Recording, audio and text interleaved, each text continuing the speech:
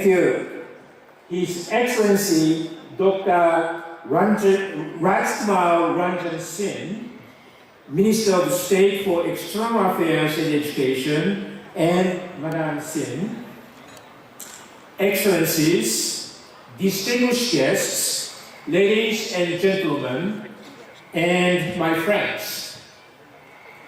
Thank you very much for coming to Japan's National Day reception to commemorate the birthday of His Majesty, the Emperor of Japan. His Majesty has become 64 years old today, and in my garden there is so to speak, His Majesty's brother, which is the big Bodhi tree or linden tree right in the middle of the garden. This linden tree was planted back in December 1960 when the Crown Prince and Crown Princess visited India. Of course, they are now His Majesty the Emeritus and Her Majesty the Emerita. So, in a broad sense, this linden tree is His Majesty's younger brother, so to speak, by 10 months. So, this is a testimony of what a long-standing friendship Japan enjoys with India. About a year ago, I came to Delhi as Japanese ambassador to India. To tell the truth, essentially, I was sent by Prime Minister Shinzo Abe. I served him for 7 years and 7 months as his private secretary for foreign affairs. I last met him 3 days before he was assassinated. At that time, I was senior deputy foreign minister, and I just came back from ELMA G7 summit in Germany, and I wanted to update him on what the leaders discussed. When I finished my briefings for about half an hour, I told Prime Minister Abe, "Oh, Prime Minister, just between you and me, I have been told by the Japanese Foreign Ministry to become Japan's ambassador to India." Prime Minister smiled very broadly and he said, "Oh, Hiroshi, actually I know this because I have been informally informed by the Foreign Ministry because I've just become the chairman of Japan-India Association, and I have strongly recommended you to become Japanese ambassador to India. I want to strengthen Japan-India partnership, so let's join hands to work for this cause." This was 3 days before he got assassinated.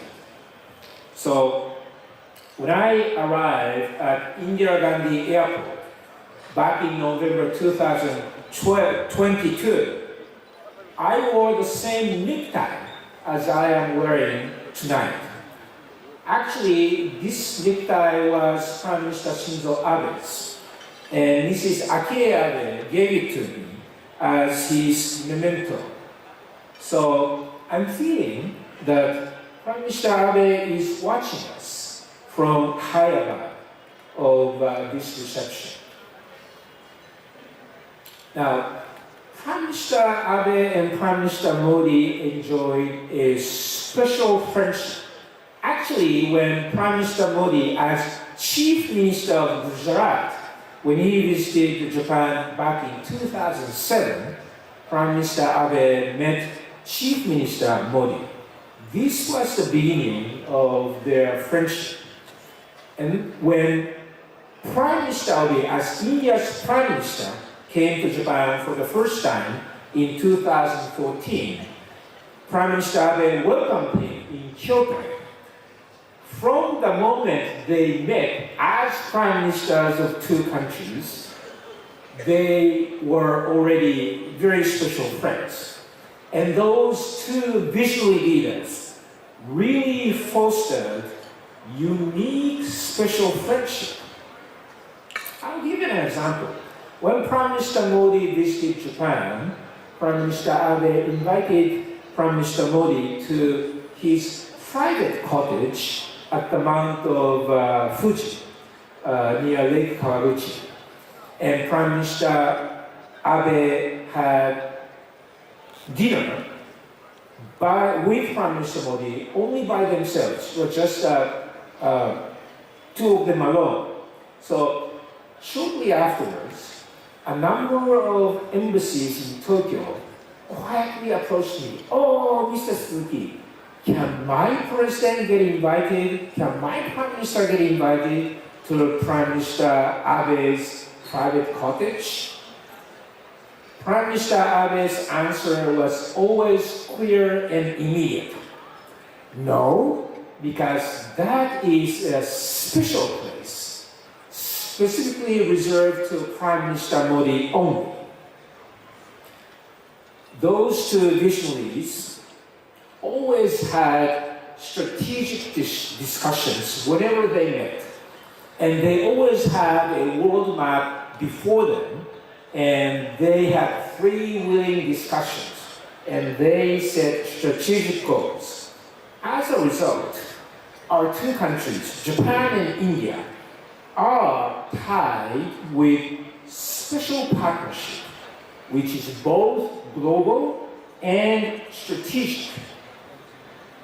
Our two countries share the vision of free and Indo-Pacific, and we are closely cooperating as Quad partners. And we are endeavoring to be the forces for good for the peace and stability of the region and the world. And the next Quad summit is going to be hosted by India. So under this special Japan-India partnership, diplomatic and security cooperation has made so much progress by leaps and bounds. So today we have joint exercises in all the three services of ground, sea, and air. The next Ministerial 2+2 meeting will be hosted this year in India. Our economic partnership is also making great progress. Actually, Prime Minister Abe always said, whenever he met top Japanese business leaders, if you are considering making new investment, I recommend India. As a result, Japanese investment to India have made so much progress. Now, Prime Minister Kishida is building on this achievement, and Prime Minister Kishida and Prime Minister Modi has a common goal of 5-year, 5 trillion yen private investment and financing. Now, we have been almost 2 years into this goal, and I'm happy to share with you that we are very much on track in achieving this ambitious goal. Japan's economic assistance to the socio-economic development of India is also making great contributions. I went to Mumbai for the opening ceremony of Mumbai Trans-Harbour or Atarusetsu Bridge. This is an amazing bridge, and actually this was a visionary project which Prime Minister Modi and Prime Minister agreed. So after the Rudra-Raksha in Varanasi, another of the dream project between those two leaders has come to reality.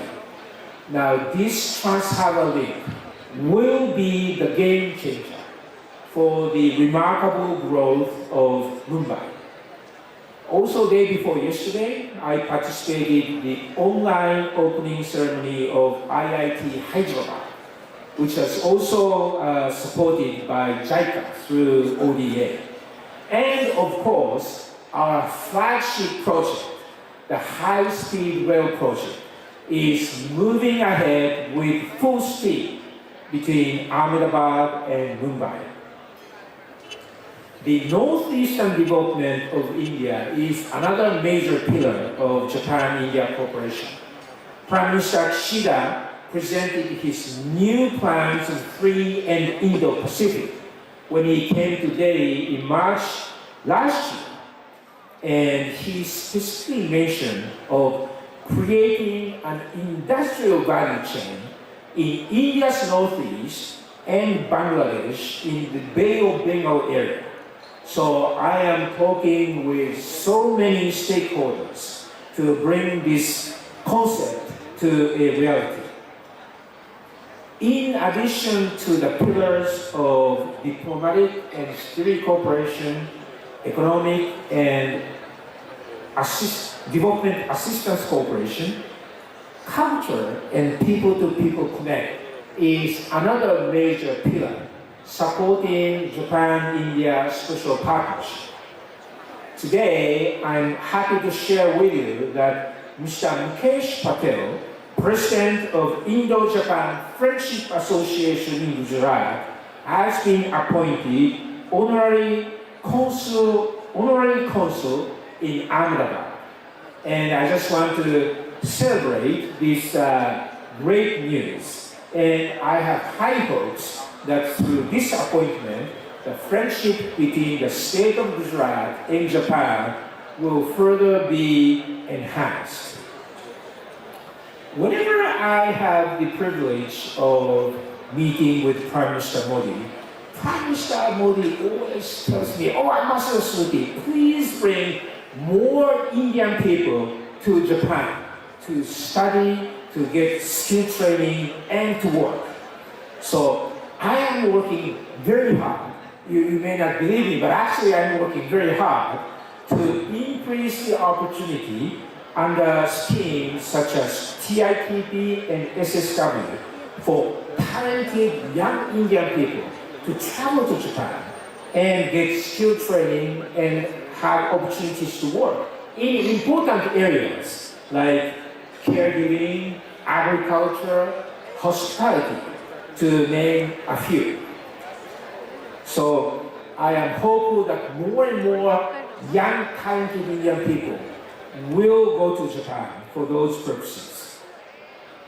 Talking about culture, of course, anime, Japanese games, they are extremely popular among young Indian people. In terms of culinary culture, we have sushi, Japanese sake, and ramen. And tonight we have booths which provide fresh sushi, sake, and ramen, among other foods. So please do enjoy Japanese culinary culture tonight. And I am so grateful for so many Japanese corporations and also Indian friends and associations for your kind cooperation to put up so many goods. As a result, we can showcase so many different attractive aspects of Japan. So this is mini Japan in a nutshell. So please do enjoy this evening. Tonight, we are showcasing some Japanese fishery projects, such as scallops, to attract Japanese people engaged in fishing industries. So please enjoy Japanese scallops and seafoods. The stalls are over there to my right. And talking about Japanese culture, the very essence that embodies traditional Japanese culture, in my opinion, is kabuki. So tonight we have video messages from extremely popular kabuki actors, Kataoka Ainosuke and Nakamura Katsutaro. So I am going to put their messages to the screen. So please watch the screen.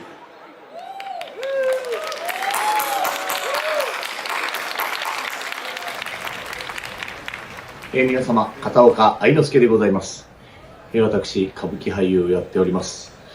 この格好を見ていただければわかると思いますが、今回この動画を送らせていただきましたのは、鈴木大使の、ご縁でございまして、このようにご挨拶させていただいておる次第でございます。皆様、歌舞伎ご覧になられたことありますか？ありますか？ない方もいらっしゃいますね。日本の伝統芸能でございます。私、インドも大好きでございます。RRR も見ました。本当に大ファンになりました。できればですね、皆様に日本の文化をもっともっと知っていただきたい。歌舞伎とは何ぞやということをね、ぜひ知っていただきたいので、私の希望といたしますれば、ぜひ、インドで歌舞伎を務めさせていただきたいと思います。皆様に楽しんでいただきたいと思っております。私はこれ今公演中の大阪松竹座の楽屋からでございます。これから出番もございますので、ちょっと行ってまいります。では、また皆様にお目にかかれることを楽しみにいたしております。ありがとうございました。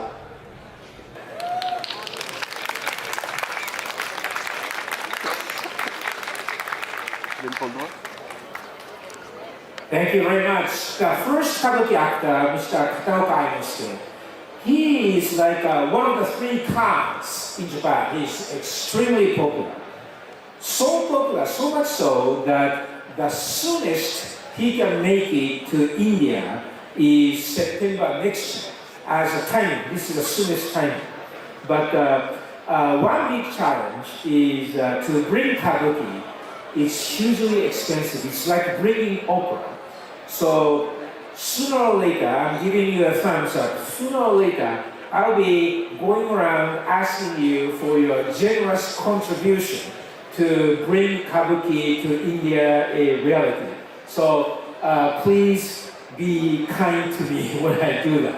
Now, for those of you who cannot wait until September next year, please don't worry, because September this year, I am organizing, the Japanese embassy is organizing what we call Japan Month in Delhi. And Japanese government organizations like JICA, JETRO, Japan Foundation, JBIC, JNTO, they are now formulating their events. So this will be a month to highlight Japan. Actually, this is our plan to respond to Prime Minister's enthusiast love call to showcase Japan in India. So please look forward to Japan Month coming up in September this year. Thank you very much for listening. Thank you.